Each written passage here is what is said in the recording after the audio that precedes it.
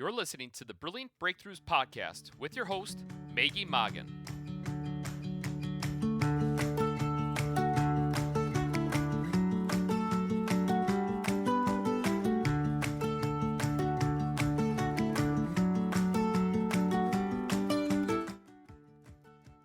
Hi, small business owners. Welcome to the Brilliant Breakthroughs podcast, where we focus on creating brilliant breakthroughs for the small business owner.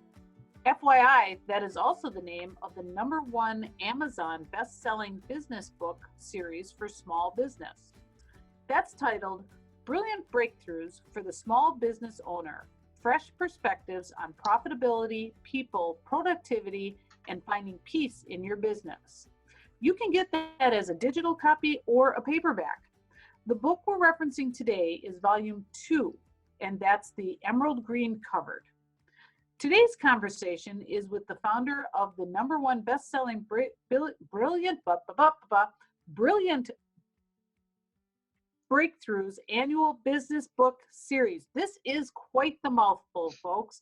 And our speaker today is also the #1 best-selling business author from the 2017 and 2018 books, Maggie Mongan. Maggie has been coaching and training small business owners through their transformational years for over 15 years.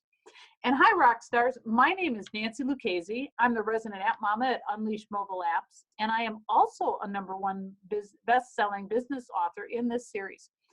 You can find me at www.unleashedmobileapps.com. And what we do there is we are a mobile app consulting firm. So if you have a mobile app idea, I want to hear it and help you bring that to life.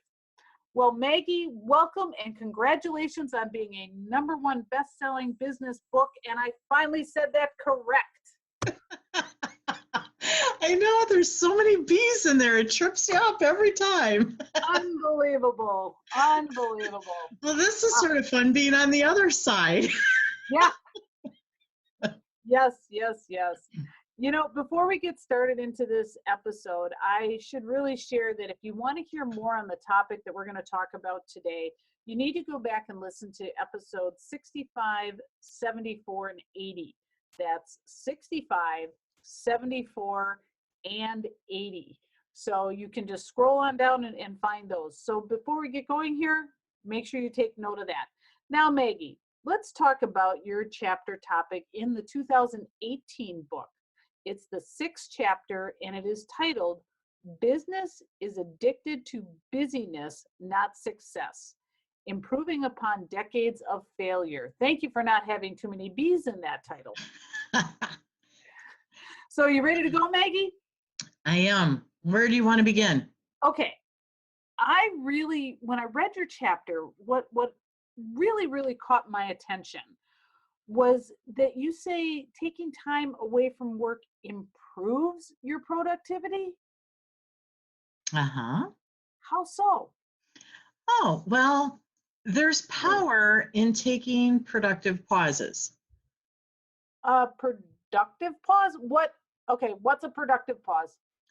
Okay, you're going to love this definition because it's so official. I did air quotes there for everyone. Think of a productive pause. Well, the best way I describe it with my clients is think about when we grew up and we took a timeout. Okay. Okay. Yeah. Productive pause is like a timeout. It's where we are required to remove ourselves from whatever is going on physically, mentally, even emotionally, and reset. It can be that simple. That's a productive pause. There's a lot of different ways productive pauses show up, and I'd love to share some of those. That would be fabulous. So let me ask a question. So basically, are you saying that we have been taught from young on by our parents to take a productive pause? I love that. I've never thought about it that way. Yes, in a very odd way, they taught us to do something good, and we have put a different story to it. There we go. But they're on the right track. You're on the right track. Okay, so that's really cool. I've never thought about that before, and I'll have to include that. Thank you. You're going to have to include it because what I'm hearing is that we now need to remove the negative from it that might have been instilled in us as a child that we did something wrong, so we need the negative. So Right. now you Yep. want to bring this into more of a positive spin of how it can make us more productive. Right. We're going to shift how we experience it. Okay. Great way. So here's what happens. If we don't take these timeouts, we begin to operate and function from the law of diminishing returns. And I talk about that at great lengths in the book's chapter. But to give everybody an idea of what the law of diminishing returns is, the short answer is when you show up and you work the same hours, you have all the same resources available to you, but you're not producing as well, as effective, as efficient. Okay, so you begin to diminish what you're trying to make happen because you're coming in, like maybe you're tired.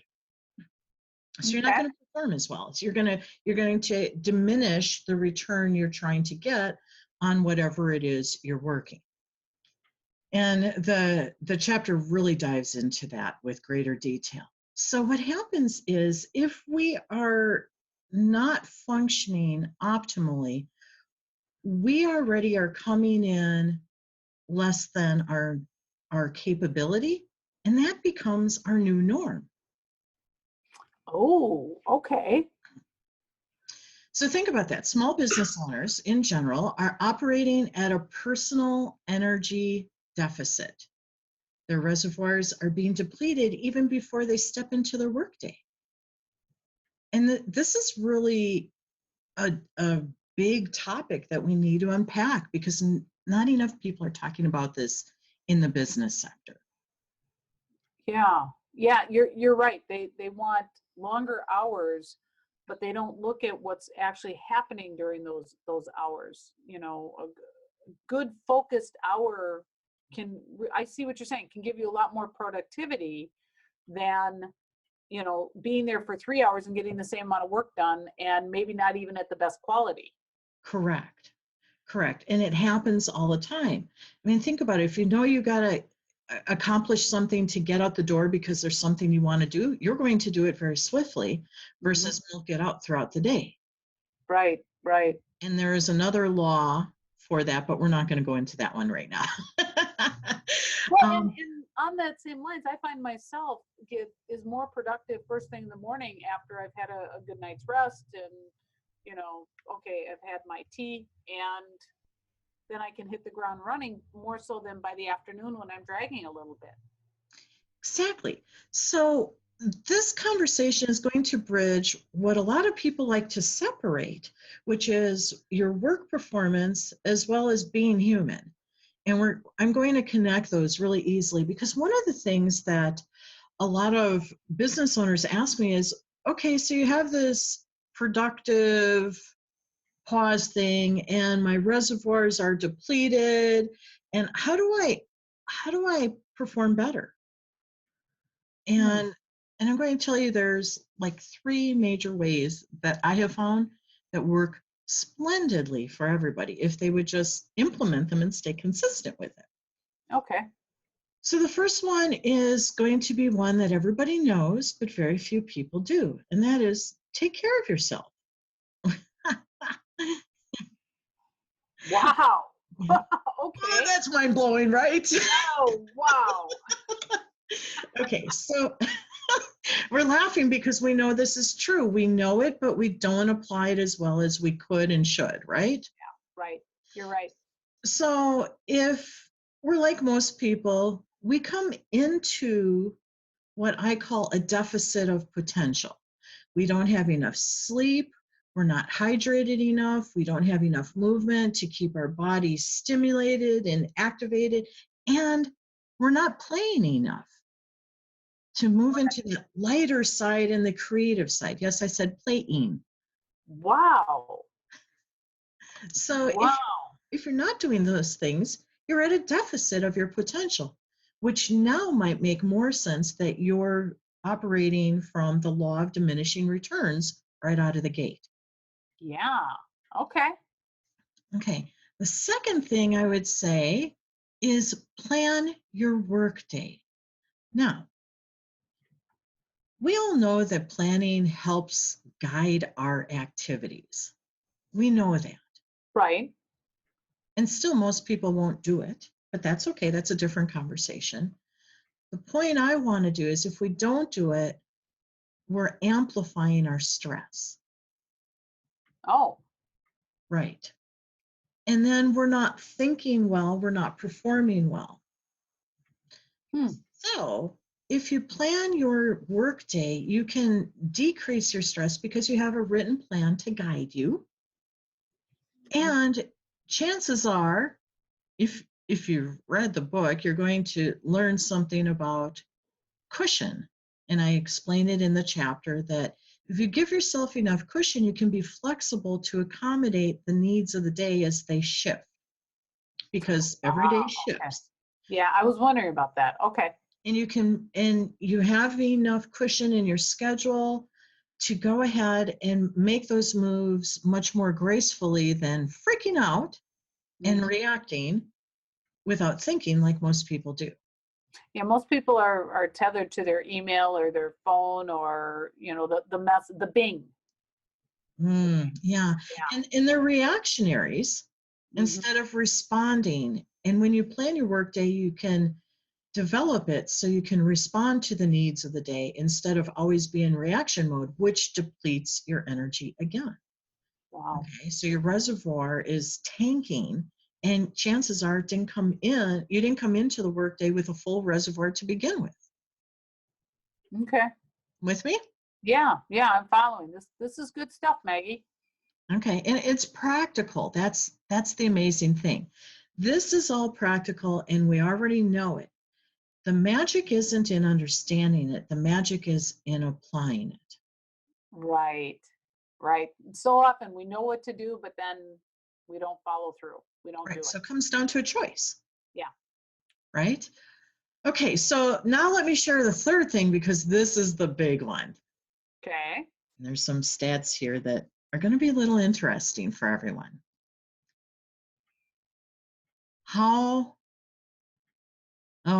Let me change how I want to say that. Will everyone please just take their time out every day? Take a time out, but do it in a productive way. And let me explain what that means. Okay, because there's a couple different ways you can take a time out. One is you can take breaks throughout the day. Yeah. Okay, even in factories, employees get a 10 or 15-minute break every couple of hours. Right. Well, why aren't we as small business owners doing that? We control our day. You're right. Yeah. So throughout the day, get up, walk around, walk away, get physical for a little bit, even if it just literally means walking away. The other thing is your mind needs to do a mental shift. You've been working it too hard on whatever it is you're working it on. So when you walk away, you shift whatever is in front of you, you think about different things. And when you give your mind that rest, it will come back and be more productive. Wow. So like rebooting your computer? Yeah, restart. Do a reset. Yeah, it does a quick reconfig, right? Yeah. Okay, the other one I already told you is create some more cushion in your schedule. Gift yourself cushion because that actually can become a timeout from instead of being go, go, go, go, go, you can say, I go, and now I think what I should do next that would serve the business best. Okay, and in those moments of cushion, you can do that. That's again going from that reactionary to being the strategist to do what's best. Okay. Okay. Now we're getting a little bigger as we move on here. There's a lot. Wow. Yeah. Everybody, small business owners, quit overworking yourself. Yeah. This is a lot, but yet it's so simple. And it's little tiny things that add up to something big. Right. So we all overwork. We all have projects.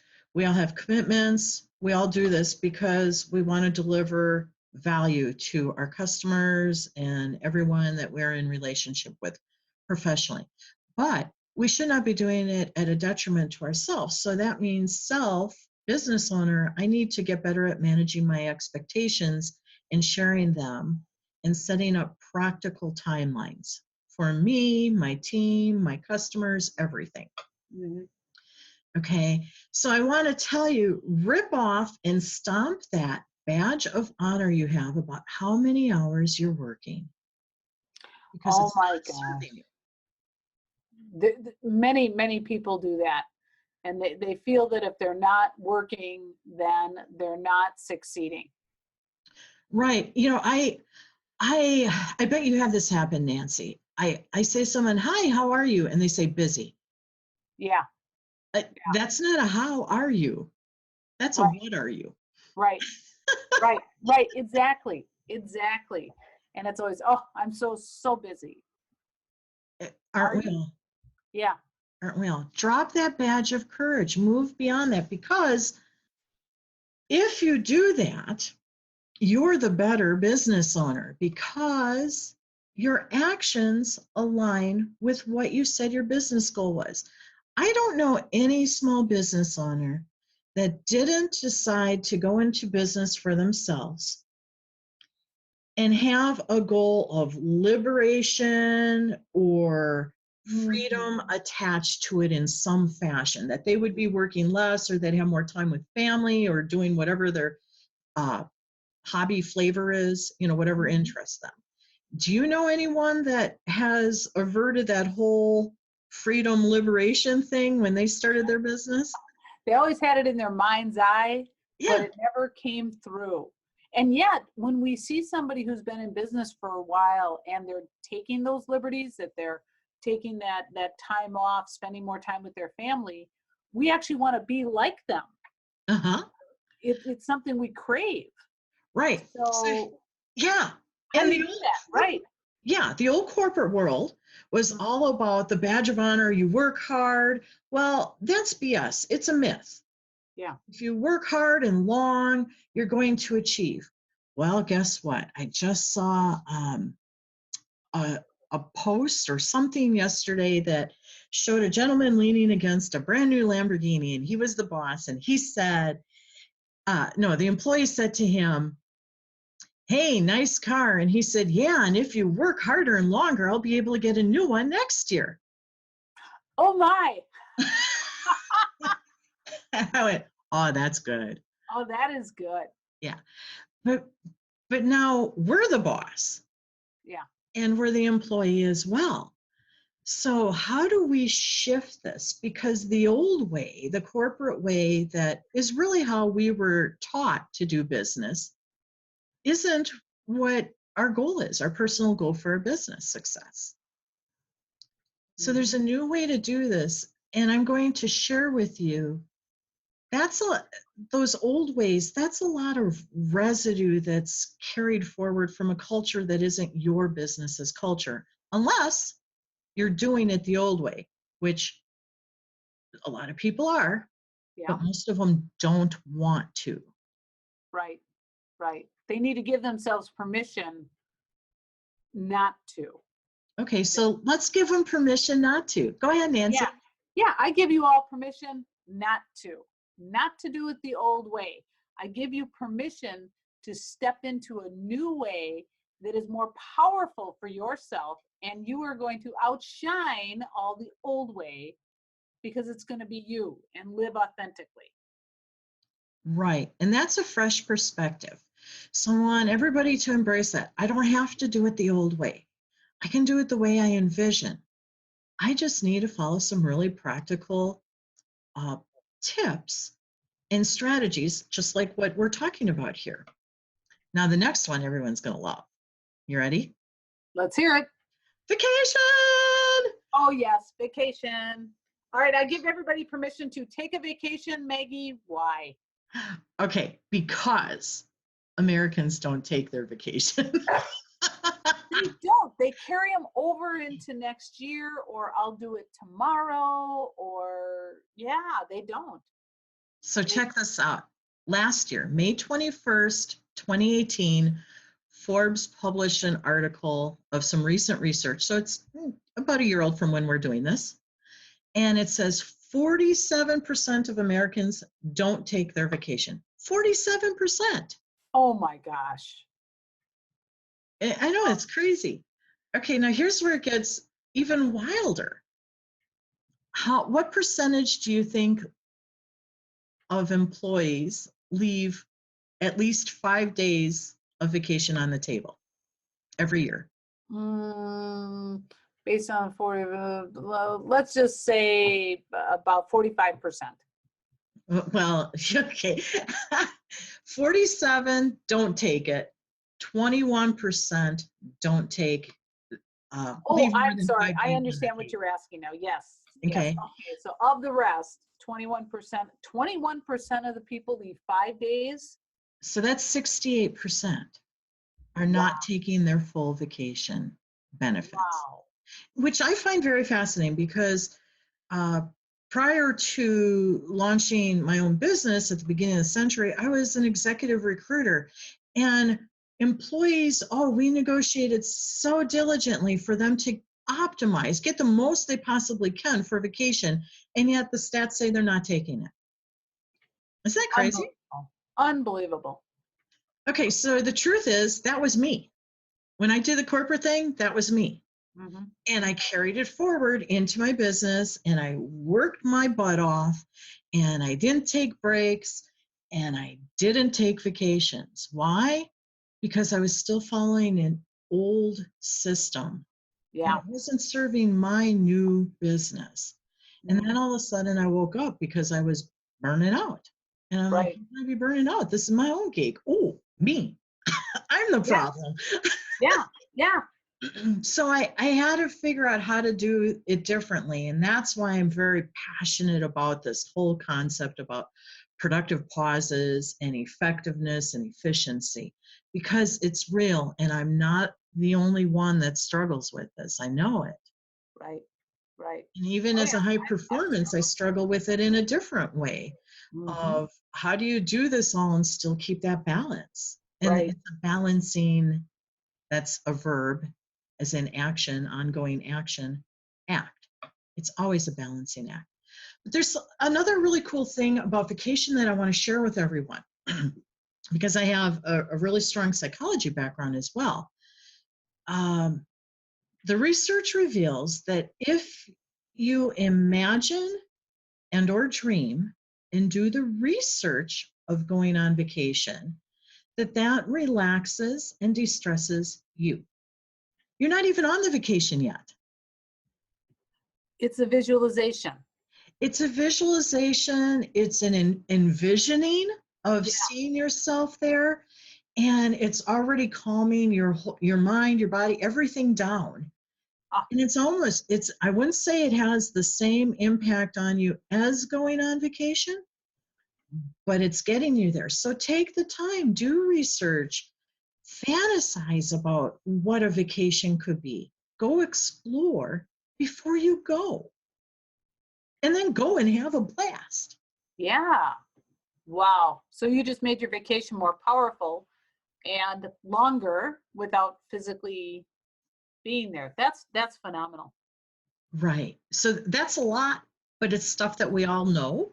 Perhaps maybe not the stat, but we know this already. So it's a matter of choosing to apply. And I guess it's really boils down to a matter of listening to our inner self and listening to ourselves, screaming at ourselves, saying, I need a break, because burnout is never good. Nope. And it's really hard to bounce back from burnout. Yes, it is. It takes a long time. Yeah. Yeah. I know this firsthand.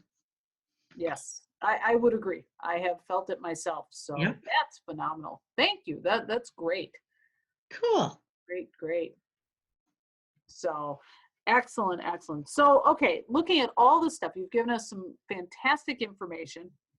Most of the things are looking what I usually call getting back to basics. Every year you got to get back to basics and what's really going to take you to the next level. But with all of the things that you've given us, what's the one thing, excuse me, let me rephrase this because that wasn't going to come out right. What is one of the things that you do to keep yourself producing at such a high level? Okay. Well, that's cool. Here's my secret sauce to my success. Yeah. I start my day out very slowly. And this is my personal day. And Nancy, you said you have a cup of tea. I have a cup of coffee. Okay. Yep. And I do my daily practice, which includes movement, prayers, and meditations. And this is me time. This is all about me. It's the personal aspect of me getting my game on. And when I slow down to get my game on, I set myself up to live into my potential for the day. Okay. Mhm. I call it living brilliantly. And that's our full potential, or as best as we can be. And then after I have that all set, I go to work and I hit the ground running immediately. And here's why. I know what actions need to be taken because the night before I strategized today's plan. So last night I strategized what I needed to do today, and I built it on my calendar, and I have all my action items there. So as I wake up, all I'm doing is focusing on me and building my reservoir strong to be producing at my potential level. And then when I walk into my work, I already know what I need to do because I set it up last night. So I don't even have to think about that. I just go into action, and I know what I need to accomplish. So I jump right into accomplishing immediately. That's how I do it. Awesome. So you have a routine every morning. Yep. You know, I do too.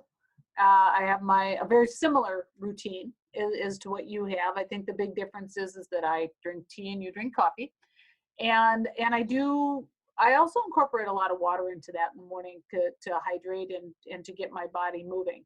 Right. However, every now and then I can't do it. How do you feel when you can't do your morning routine because of something that has taken you off your track? Uh, I I guard it diligently because I know the value of it. However, I do hear you Mhm. that there are times that it isn't going to happen, and I pardon myself. Okay. Okay, that's good. I That's good. pardon myself. I give myself permission without any guilt that, Mm. hey, we have a different plan for the day. And it's not often, but it happens. And sometimes I'll do it later in the day, and that's fine. But if I don't get to it, I don't bash myself for it at all. There you go. See, now what I've done is I've scheduled it. So I schedule that time. That's my time. I do Mhm. that and I hold it sacred. Right. And because I have done that, I have found fewer and fewer times that it's taken me off my track. When Ditto. that happens, it's a purpose. I've agreed to it, and I'm not letting somebody else insist that I give that up. Right. It's a choice. It's a choice. I've agreed that I'm going to go to that earlier meeting because of it was, necessity. Uh, I don't allow it to take me off of my track very often Mhm. because I find that it sets the whole day, It and it does. does make a difference. It makes a huge difference to me. Yeah. Yeah, there's many breakfasts that you will never see me at. They're great, but you will never see me at Right. it because my time is for my optimization. Right. So Right. I hear you and I agree. It's sacred, it's planned. No, there are some times where it's not going to happen, and I'm okay with that. But that's not the norm at all. And I bet that might be once a month if you'd Yeah. average it out. Yeah. Yeah. In fact, I've gotten mine actually to a little less. I could probably count on one hand in a year how often I allow that to really take me off my track. Well, I agree with you. I included travel in there. Yeah. Okay. Yeah. Yeah. I'll let you have that one. Uh, That's cool, but that's my secret. awesome. Awesome. Well, that is fantastic. So, Thank uh, you. hey, listeners, this is how you can learn more and engage with #1 best-selling author Maggie Mongan by reading Chapter 6 about business is addicted to busyness, not success. And it's in the #1 new bestseller release from Brilliant Breakthroughs for the Small Business Owner for Volume 2. Now, I'm going to add a little bit in here is that I want you to read the chapter and then go back and re-listen to this podcast, because Maggie gave so many good nuggets in there that you really need to hear this more than once. And gift your business's performance by accepting the invitation Maggie is offering to you on her author's page at the end of the chapter. It's relevant and it's free. So please, there's all sorts of different handles on social media sites for you to connect with Maggie. That's all in the book. So take a good look at that. And here's something that's really cool. Right now, you can see everything about the book, how to get a hold of it, and Maggie by going to the book's free app, Brilliant Biz Book. That is all one word. It's Brilliant Biz Book, and it is in your Apple stores. When you do download the App Store, not Apple Store, App Stores. App stores, both Google and Apple. Yes. And all you have to do is click on an expert, and you'll see Maggie's name. Click on it, type in your question, and Maggie will reply back to you. Now, how's that for a bonus? So thanks for your time and your wisdom sharing today, Maggie. Oh, so happy to do so. We need to get this stuff active in our lives. Yes, just take one step today and you will head in the right direction. So, and listeners, we appreciate you listening to the Brilliant Breakthroughs podcast, where you learn about how to create more brilliant breakthroughs for your small business. We'll be back next week, and until then, shine brightly.